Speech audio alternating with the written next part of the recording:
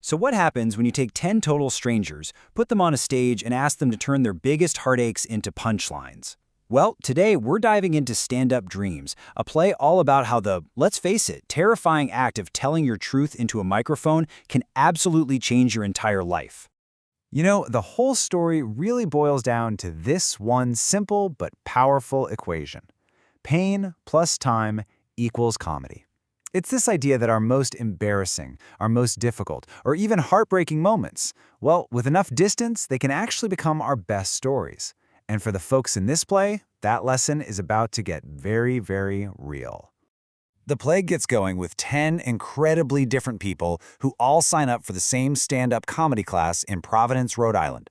They probably think they're there to learn how to tell jokes, but yeah, they've each packed some serious personal baggage.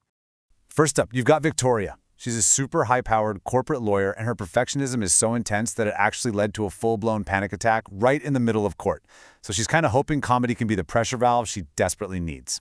Then we meet Susan. She used to be a marketing executive, but now she's a mom to 5 kids, and she is completely overwhelmed. She joined the class just hoping to remember who she is, beyond being mom. And then there's Luna. With the green hair and all the piercings, she totally looks like a rebel, right?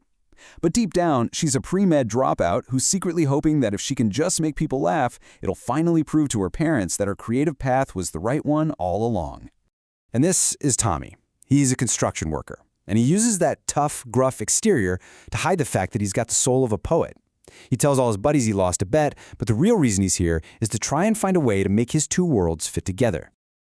And the rest of the class, it's just this incredible mix of everyday people.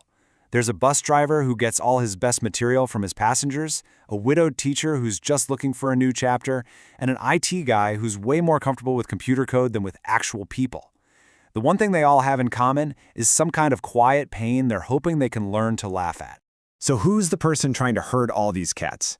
That would be Freddie Mills. He's a veteran comedian, and he has this deep, unshakable belief that comedy can heal because it's what saved him from his own past. On the very first day, Freddie walks up to the whiteboard and writes this: "Comedy is truth." And that, right there, is his entire philosophy. He's not here to teach them how to write punchlines, he's here to teach them how to mind their own lives for the hilarious, messy, and undeniable truth. You see how Freddie's rules all kind of build on each other? It all leads to this one central idea, authenticity. He just drills it into them over and over. You are not trying to be funny. No. Instead, you need to be so honest that being funny is just what happens naturally. It's a huge shift from trying to perform to just being completely vulnerable. So, this class, it pretty quickly stops being about just comedy lessons. It basically becomes a kind of group therapy. Freddie's main job is pushing them past the easy one-liners to get them to talk about what's really going on, their anxieties, their failures, their deepest fears.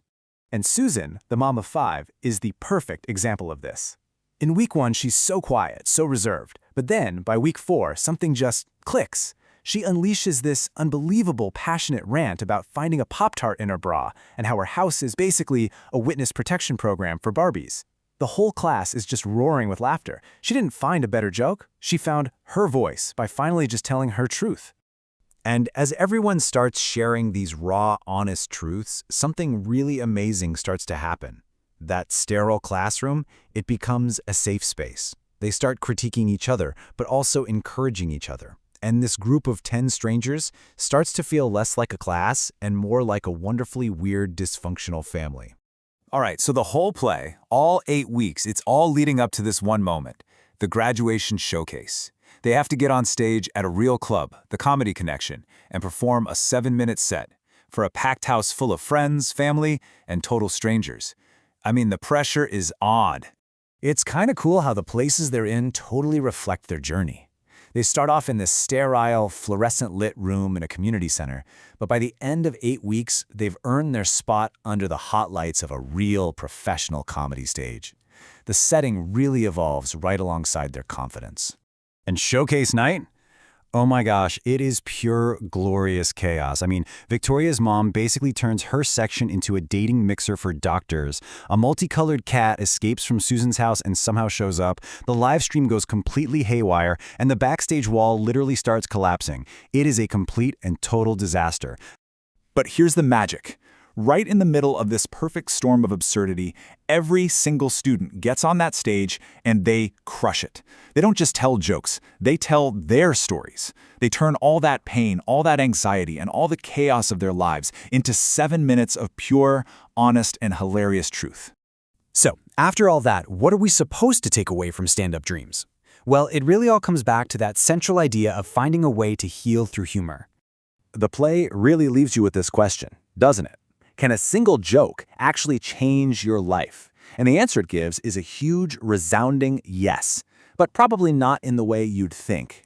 Because here's the thing. The class was never really about comedy.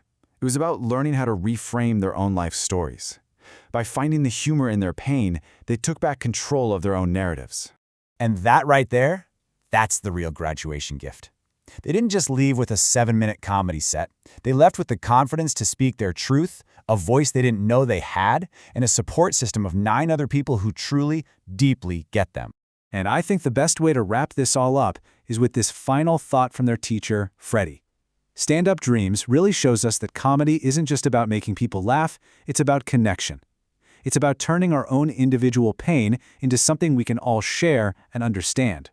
And somewhere in that process, you might just find your family.